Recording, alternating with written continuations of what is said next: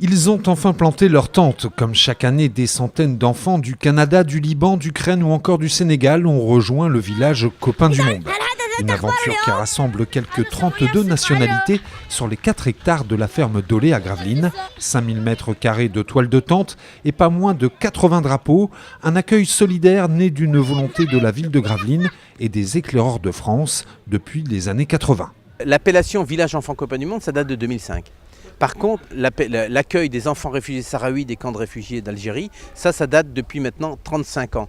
Et le précurseur de tout cela était Albert d'Anvers, qui déjà, au début du conflit, il y a 40 ans, accueillait à l'Enfance à la mer, donc à Pierre-Bruneval, au centre Pierre-Bruneval, des enfants réfugiés sahraouis venant des camps de Tindouf. Donc ça veut dire que c'est une vieille aventure, une vieille histoire d'amour entre les Sahraouis et Gravelines, et nous autres, bien sûr, les éclaireurs de France.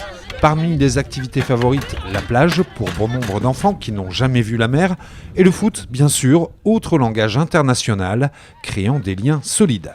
On était allé à la plage, on était allé faire du roller, on était allé à la piscine.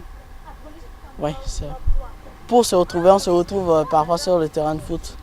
Ouais, on joue. Il y a une ligue qui est venue, on a joué à la ligue. C'est les Libans qui ont gagné. On était en premier match, ils faisaient trop de tacles, donc j'allais me blesser, mais on a perdu.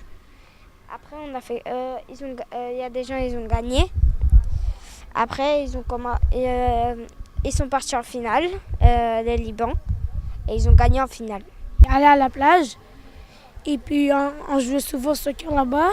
On est allé dans l'eau où il y a des vagues, et puis j'ai adoré ça. Et puis, quand on mange, je trouve ça bon, tout est bon. Et il y a tout, il y a un chapiteau là-bas, ça c'est le restaurant derrière vous, et puis j'ai plein d'amis ici. Les enfants Copains du Monde auront la visite du ministre de la Ville, de la Jeunesse et des Sports, Patrick Caner, le dimanche 21 août.